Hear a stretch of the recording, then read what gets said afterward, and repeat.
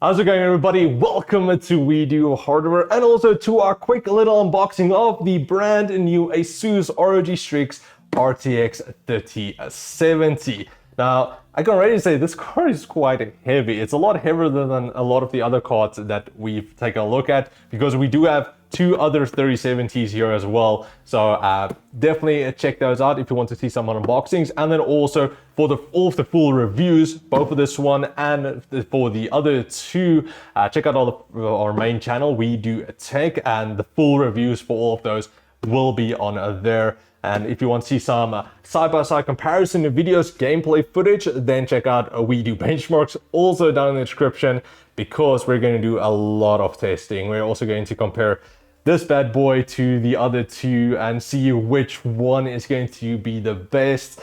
So which one you should buy. So yeah, I'm excited to test them out. But yeah, today we're just going to do a quick little unboxing of the ROG Strix 3070 because this is going to be, I think, a beast of a GPU if you want to get it. Now, I'm not sure about pricing. MSRP is $500, I believe.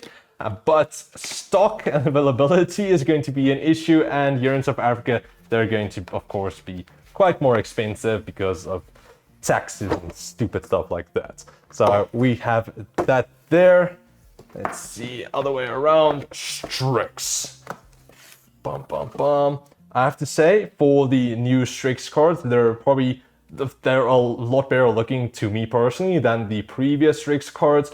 And I think some of the best looking 30 series cards, and it's just so heavy. Just get it out. So there it is. That looks so good. Now let's just quickly put it to the side because we do have some other goodies here as well. What is this? So a small ruler. I'm not exactly sure. There's a GPS location on there on the back. I'm not sure if you guys can actually see that, it's so small, but it's like a small keychain ruler thing, and then just some cable tie strips. So let's quickly get all of this out of the way. All right, so now let's take a look at this bad boy. Doesn't that look so good? Again, I personally like this design a lot more than their previous design. I just think this one has a bit more character to it. Instead of the just entirely like darker gray, now has some accents here with the bit lighter. You do have the Strix there, some text and everything. I just think it looks so good. But let's quickly take a look at the back first. So you do have, again, this card is quite heavy. It's a lot heavier than the other 3070s that I've taken a look at, and even some of the 3080s, I believe. So you do have a nice large steel back plate, and it does cut off here, and you get this nice design here as well. Of course, the open slot, and it's also quite a bit larger than some of the other cards I've taken a look at. So airflow, I believe, is going to be pretty good. Usually we haven't had any cooling problems with the new cards, so I just think it's going to perform that much better. Do like that. This doesn't light up. It's only a smooth gray graphic, so it looks like a aluminum styling there, which does look nice and neat. Now, I'm not too sure about the capacitors yet.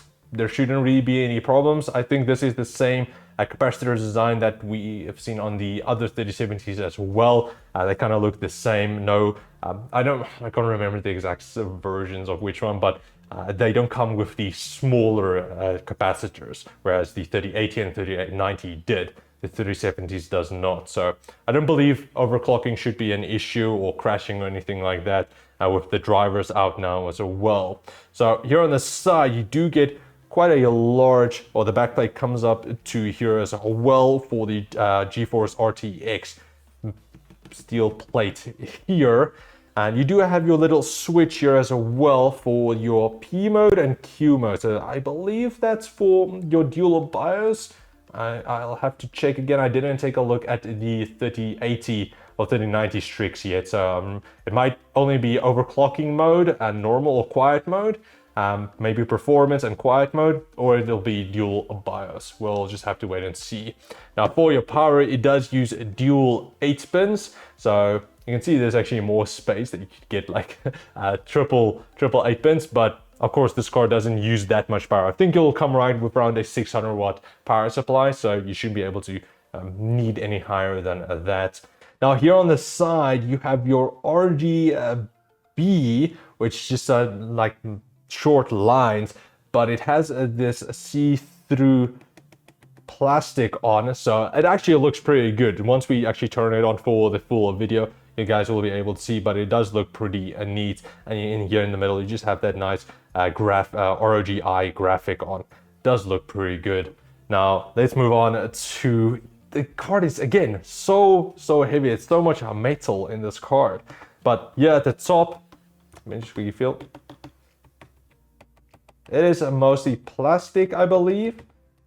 And then this this is also plastic. So it's a lot of the entire shroud is entirely plastic, but I think that the cooling just inside here, the fins, yeah, you can see that the fins are so thick.